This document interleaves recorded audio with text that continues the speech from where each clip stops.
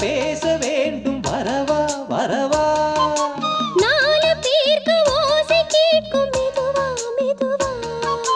பெண்மயங்கும் நீ தொட கண்மயங்கும் நான் வர அங்கங்கு வாலிபம் பொங்கிட பொங்கிட அங்கங்கள் யாவினும் தங்கிட தங்கிட தோள்களில் சாய்ந்திட தொகையை எண்ணிட யா நீ கண்ணனை நீ வர காத்திருந்தேன் ஜன்னலில் பார்த்திருந்தேன் கண் விழித்தாமரை பூத்திருந்தேன் என் உடல் வேர்த்திருந்தேன்